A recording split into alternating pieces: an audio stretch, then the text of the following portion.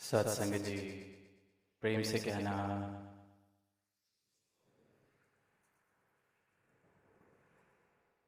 इस साल दूसरी बार यहाँ जबलपुर में सत्संग ये समागम करने का अवसर मिल रहा है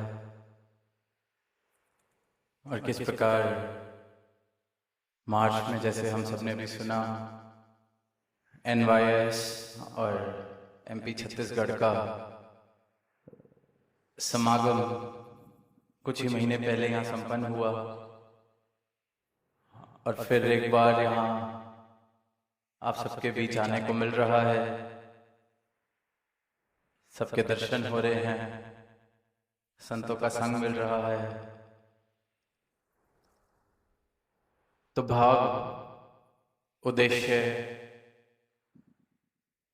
कहने वाली बात, सुनने वाली बात, जिस बात का मूल है वो सिर्फ एक, कहने के तरीके बदल जाएं, उदाहरण जिनका उपयोग किया जाए वो बदल जाएं, जिन संतों की वाणियां उनको आधार लेके जहां ये आवाज दी जा रही है वो भाषा बदल जाए, पर बात एक ही, और वो बात है इस एक की, इस एक सत्ता, इस अविनाशी परमात्मा की, इस सत्य की, जो सत्य आज भी सत्य है, कल भी सत्य था और आगे भी सत्य रहने वाला है। और इस सत्य के अलावा, इस सत्ता के अलावा जो कुछ भी नजर आ रहा है उसने अपने समय के अनुसार या तो उसमें बदलाव आएगा या उसका विनाश होगा। सदैव रहने वाला जो इस आंखों से दिख रहा है, महसूस हो रहा है, कुछ भी नहीं, सिर्फ एक और एक, ये परमात्मा। इसलिए इसे सत्य कहा गया है क्योंकि इसमें कोई फेरबदल नहीं है। इसमें युगों के अनुसार, घड़ी के समय के अनुसार किसी भी आधार पर कोई फेरबदल नहीं हो सकता। इसलिए फिर वो बिल्कुल सटीक बैठती हैं जो हम पढ़ते हैं वाणी में, आदि सच जुगाद सच है भी सच, नानक होसी भी सच। आदिकाल से सत्य है, आज है सत्य तो आदिकाल से सत्य है। ये जितनी सृष्टि दिख रही है, इसका जब ये रूप नहीं भी था तब भी ये सत्ता, तब भी सत्य थी। आज ये रूप है तब भी सत्य है।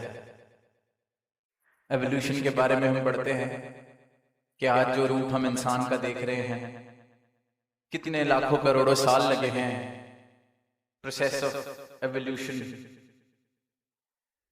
साइंस में जैसे पढ़ा जाता है, ये स्पीशीज को इस तरह इवॉल्व होने में, तो ये ऐसा नहीं है कि ये इंसान आज इस रूप में है तो ये सत्ता सत्य बन गई। जब कुछ भी जो नजर आ रहा है नहीं था तब भी ये सत्य था, आज भी ये सत्य है और आगे भी, चाहे ये सृष्टि जिस रूप में दिख रही है इसमें जैसा भी परिवर्तन हो जाए, ये रहे या ना रहे, ये सत्य सत्य रहने वाली है, हमेशा हाजिर रहने वाली है। इसलिए सिर्फ सत्य इसे कहा जा सकता है। बाकी जो कल नहीं था, आज है और कल नहीं होगा, वो क्षणिक है, क्षणभंगुर है। और जब इंसान अपने जीवन में देखता है जो कुछ भी वो बटोर रहा है, जो भी उसके पास है, जिस चीज के लिए वो भाग रहा है, जिस चीज के लिए जीवन जी रहा है, जिस चीज के लिए सुबह उठ रहा है, जिस कार्य के लिए सुबह उठ रहा है, जो भी कर रहा है अपने जीवन में, इंसान अगर थोड़े ध्यान से देखे तो वो देख लेगा कि वो सारी की सारी चीजें, उसमें से कुछ भी ऐसा नहीं है जो कल की गारंटी हो, जिसकी कि कल होगा। संतान कल नहीं थी मेरे पास आज है, कल का नहीं पता मैं होऊंगा ये संतान रहेगी, बदल जाएगा। धन दौलत कल नहीं थी आज है, कल थोड़ी थी आज ज्यादा है, परसों या तो ज्यादा हो जाएगी या कम हो जाएगी, फिर बदलाव। ये बदलाव ही संकेत है कि ये मिथ्या है, बदल रहा है।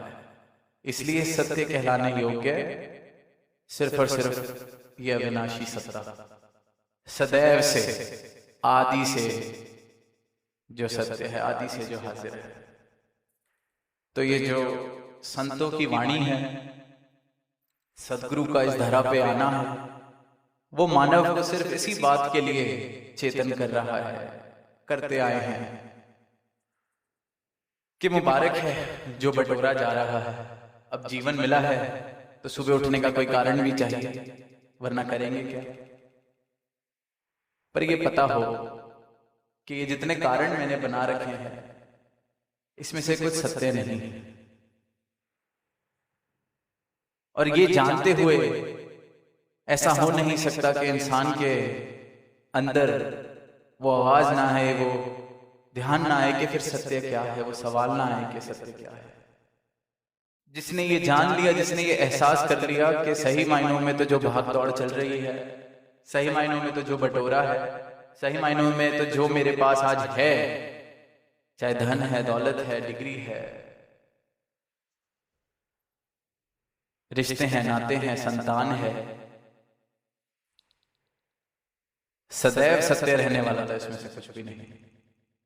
और जब ये एहसास हो जाए, ये रियलाइजेशन हो जाए, तो सदैव रहने क्या वाला है, सदैव है क्या, ये सवाल जीवन में आना लाजमी है। तो यही सवाल जिस जिस जीवन में आया है, जवाब तो एक क्षण में मिल जाता है। हम सुनते आ रहे हैं, जितने सत्संग किसी ने भी अगर संतों की वाणी सुनी है, आज भी सुनी है, तो यही कहा जा रहा है कि सत्य को जानने में तो एक क्षण लगता है, जीवन कई बार निकल जाता है, वो आवाज आने में, वो जिज्ञासा आने में, वो एहसास होने में कि मेरे पास सत्य नहीं है।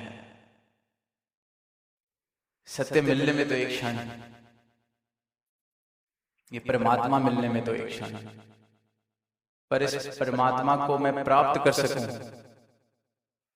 वो योग्यता, वो पात्र मैं हूं कि नहीं, वो पात्रता पाने में पूरा पूरा जीवन निकल जाता है, क्योंकि इंसान इस मिथ्या को ही सत्य मान के अपना जीवन जीता चला जाता है।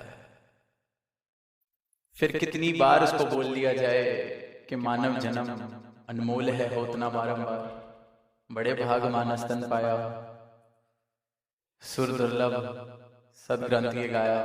आज भी सुना, भाई पर आपत मानव दे हुरिया, गोविंद मिलन की ये तेरी बरिया। किसी भी तरीके से, किसी भी भाषा में, किसी भी आवाज में, समय में इंसान को ये बोला जाए, जब तक वो जागने के लिए तैयार नहीं है तब तक नहीं जगाया जा सकता। दास अक्सर एक बात कहता है कि जो सो रहा है उसे जगाया जा सकता है, पर जिसने जिद की हुई है ना उठने की, आंख बंद करके लेटे रहने की, उसे नहीं उठाया जा सकता। अपने ही जीवन में देखें, कई बार सुबह उठना होता है, किसी को बोला भी होता है उठा दो, वो उठा भी देता है, पता भी है कि उठना है, फिर भी उठ के दोबारा सो जाते हैं। रोज का काम है हमारा। तो जो 84 लाख योनियों से सोया हुआ है, वो अपनी नींद कैसे छोड़ देगा, वो कैसे उठाने के बाद वापस सोने नहीं चला जाएगा। हमारा तो शरीर हमारे बस में नहीं, उठ के फिर सो जाते हैं। दास को अपनी बात स्कूल के दिनों की, बस 10 मिनट में उठते हैं, फिर जब स्कूल से वापसी का टाइम हुआ तभी नींद खुली। एक नहीं कई बार हुआ, पर जीवन में ये अवसर एक ही बार मिलना है। स्कूल तो अगले दिन फिर चले जाते थे। इस जीवन में इन श्वासों के चलते चलते अगर नहीं जागे, जगाने के बावजूद फिर सो गए,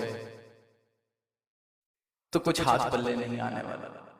फिर जो मेरे जीवन की दास्तान है, मेरे जीवन का जो लेखा जोखा है, वो सिर्फ और सिर्फ उन चीजों से भरा होगा जो आने जाने वाली है। क्षणभंगुर है, असत्य है, मिथ्य है। तो जब नाता ही आने जाने वालों से जोड़ा, तो फिर मेरी भी इस आत्मा का आना जाना चलते रहना है। ठहराव स्थिर इस प्रभु परमात्मा से अगर रिश्ता नहीं जोड़ा, तो मुक्ति ठहराव मेरे जीवन में भी नहीं आने वाला। तो ये जीवन अनमोल इसीलिए है क्योंकि इसके अंदर ये प्राप्ति की जा सकती है, ये फर्क देखा जा सकता है, मिथ्या को सत्य से अलग करके देखा जा सकता है, और सत्य का बोध हो जाए तो ये जीवन जीते जी मुक्त हो जाता है। और ये मुक्ति के सब हकदार हैं। अनेक भ्रमों ने, अनेक ऐसी चीजों ने हमें घेरा हुआ है। अभी कुछ दिन पहले ही दास ने वो एक उदाहरण लिया कि एक बच्चा जब पैदा होता है तो वो ना सिंधी होता है, ना मराठी होता है, ना वो हिंदू होता है, मुसलमान होता है, कोई भी उसपे छाप नहीं होती।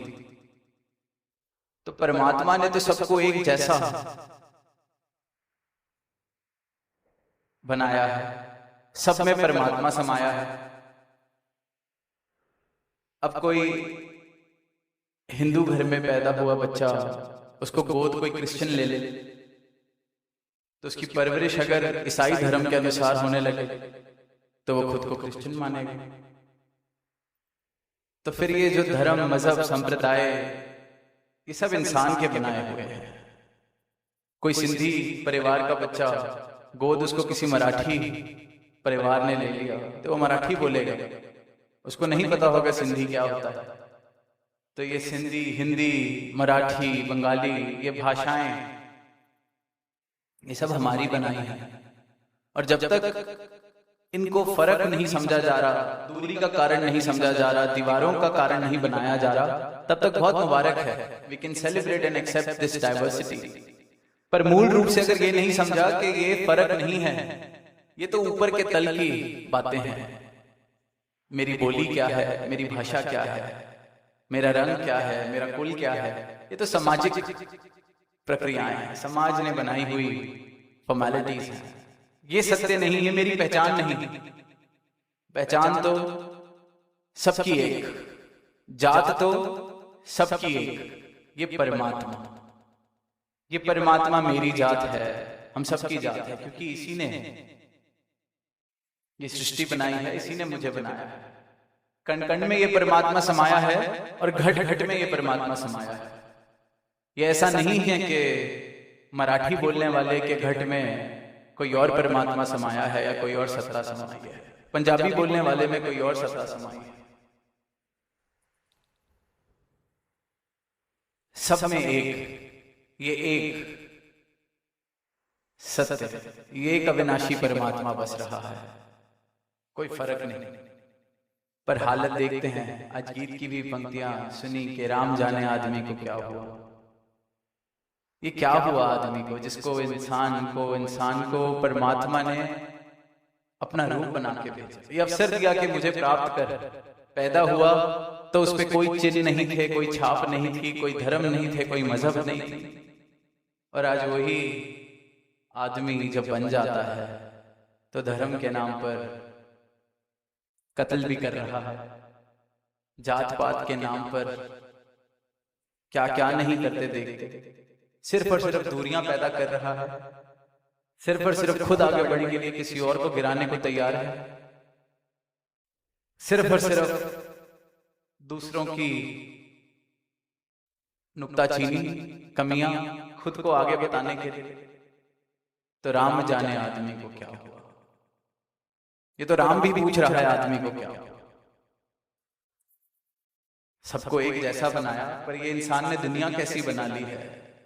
इतने भ्रम, इतनी भ्रांतियां, इतना अंधकार, और अंधकार सिर्फ एक क्षण में मिट सकता है। ये भ्रांतियां 1 मिनट में मिट सकती हैं, सत्य मिल जाए तो वो जो अवस्था है, बाल अवस्था जब कहते हैं कि बच्चे को देखते हैं हंस रहा है, उसके आगे मराठी बोली जाए, बंगाली बोली जाए, हंस रहा है, बड़े हो जाते हैं तो देखते हैं कि मेरी भाषा के अनुसार कोई सामने से नहीं बोल रहा तो लड़ने को दौड़ते हैं। देख रहे हैं हमारे देश का ही हाल ऐसा देख रहे हैं। और सिर्फ देश की ही बात नहीं, सारी दुनिया में कोई रंग के नाम पे लड़ रहा है, कोई धर्म के नाम पे लड़ रहा है। वैसे तो कह रहे हैं कि we have made progress as a society, पर देखें कि जो लड़ाइयां हैं, जो नफरतें हैं, जो दीवार के आधार हैं, जो नफरतों के कारण हैं, वही के वही, और इन सब का आधार अंधकार है, अज्ञानता है। जैसे ही अज्ञानता मिटती है तो ये दीवारें नहीं खड़ी रह सकती। और जैसी दुनिया इंसान ने बना ली है, तो वो पंक्तियां जो बाबा हरदेव सिंह जी अक्सर कहते थे कि मेरे दिल के किसी कोने में एक मासूम सा बच्चा देखकर बड़ों की दुनिया बड़ा होने से डरता है, कि बड़े हो के अगर यही दुनिया बननी है, इसी दुनिया का भाग बनना है, ऐसे ही गिराना है। कोई देखते हैं कि कोई छोटा बच्चा अपने दोस्त की किसी उपलब्धि पे खुश हो रहा है कि मेरा दोस्त कोई कंपटीशन जीता है। देखते हैं माँ बाप ही कह देते हैं कि देख तू तो निकम्मा है, दोस्त कितना अच्छा है, सीख कुछ, आगे बढ़ो। वो जो भाव थे कि दूसरे की खुशी में भी अपनी खुशी मिल जाती थी, इंसान ही इंसान से वो भाव छीन लेता है। फिर ऐसी दुनिया देखकर यही भाव आते हैं कि अगर ऐसी ही दुनिया में जीना है तो बच्चे ही ठीक थे, बड़ों ने बना क्या ली है इस दुनिया। तो ये मौका है जागने का, ये मौका है देखने का कि जितना जीवन गुजर गया, जैसा भी गुजर गया, आज अगर लग रहा है कि कुछ बदलाव हो सकता है, बहुत जीली अंधकार में आज रोशनी में आके जी सकते हैं, उज्जवल कर सकते हैं जीवन को। बहुत नाता जोड़ लिया मिथ्या के साथ, क्षणभंगुरता के साथ। अब वो चाहिए जो सत्य है, सदैव रहने वाला है। तो आज मौका है। बहुत नीचा गिरा दिया दूसरों को, अपने को उठा तो सके नहीं, अपनी लकीर तो बड़े कर नहीं सके, इसलिए दूसरों पर टिप्पणियां कर ली, इसलिए दूसरों को नीचा दिखाने के लिए कुछ भी कह दिया, दूसरे के खान पान पर, रहन सहन पर टिप्पणी कर दी, किसी और की कमी को उजागर करके खुद को साफ सुथरा बता दिया। ऐसा जीवन अगर लग रहा है बहुत जी लिया, अब अपने जीवन की तरफ देखना है। तो वो जो पंक्तियां हैं कि दूसरों पर अगर तबसरा कीजिए तो सामने आईना रख लिया कीजिए। दूसरों पर टिप्पणी करनी है, दूसरों की नुक्ताचीनी करनी है, तो सामने आईना रख लें, ताकि ये पता चल जाए कि अभी खुद पर बहुत कार्य करने वाला है। और दास के अनुभव में जो जो इंसान खुद पर काम कर रहा है, उसके पास समय ही नहीं है किसी और पे तबसरा करने का।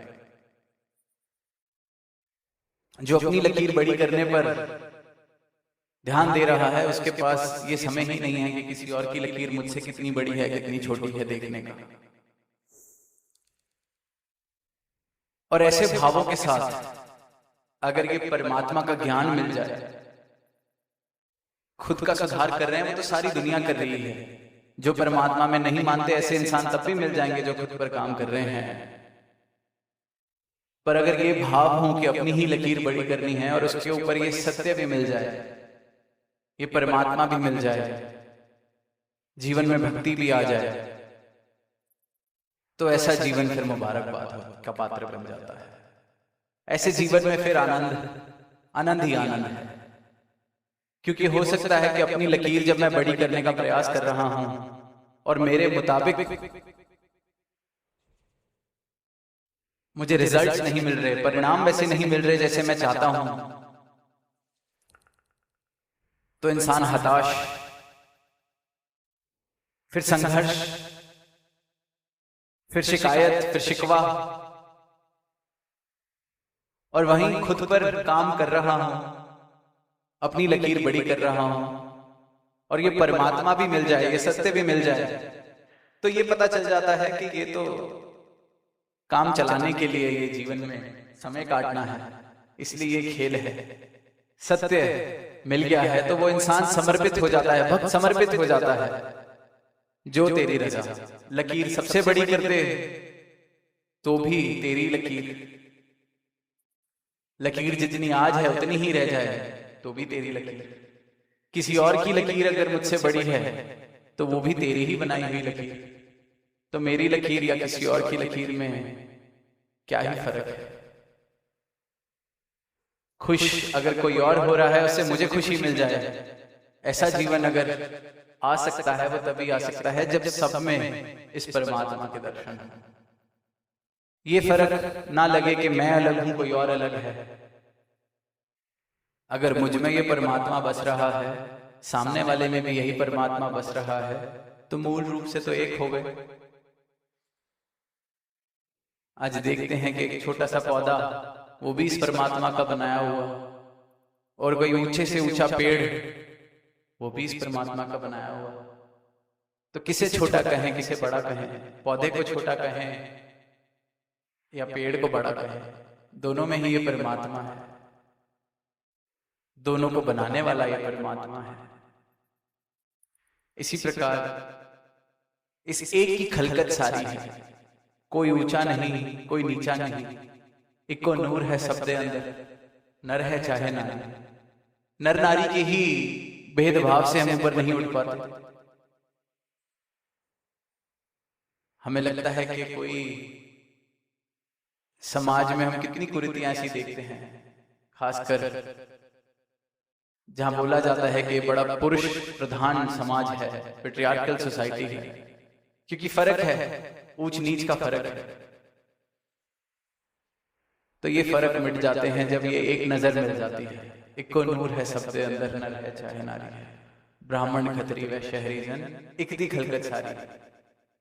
ये जितने फर्क बनाए गए हैं, ये जितने ऊंच नीच के भाव दिखते हैं, सब मेरी अज्ञानता के कारण है। सब इस समाज की, इस दुनिया की अज्ञानता के कारण है, इस समाज के, इस दुनिया के बनाए हुए हैं।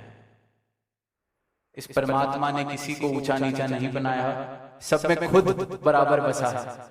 ऐसा नहीं है कि मुझ में ज्यादा परमात्मा है, सामने वाले में कम परमात्मा है, बिल्कुल भी नहीं, सब में बराबर है। फर्क सिर्फ इतना है, ब्रह्म ज्ञानी इस बात का बोध कर लेता है, और जो अज्ञानी है, जिसको ये बोध नहीं है, उसको इस बात का मूल नहीं समझ के वो इस परमात्मा की ही अंश है।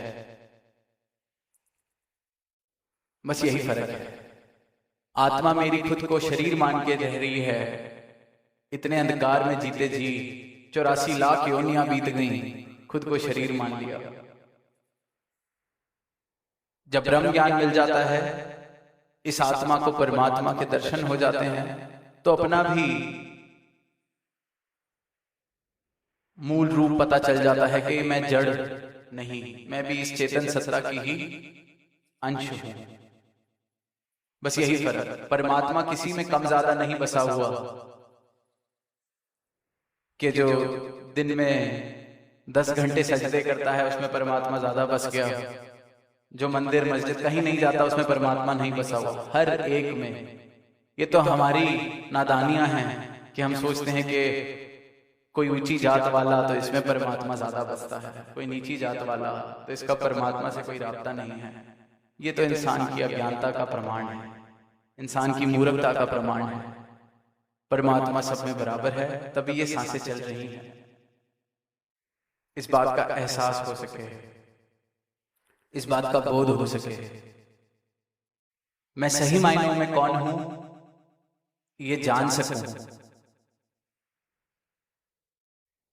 और जब ये जान लेते हैं तो जीवन में फिर जीने का अंदाज इस प्रकार बन जाता है कि मेरा जो नाता है वो सदैव के लिए इस अविनाशी से, इस शाश्वत से जुड़ा रहता है।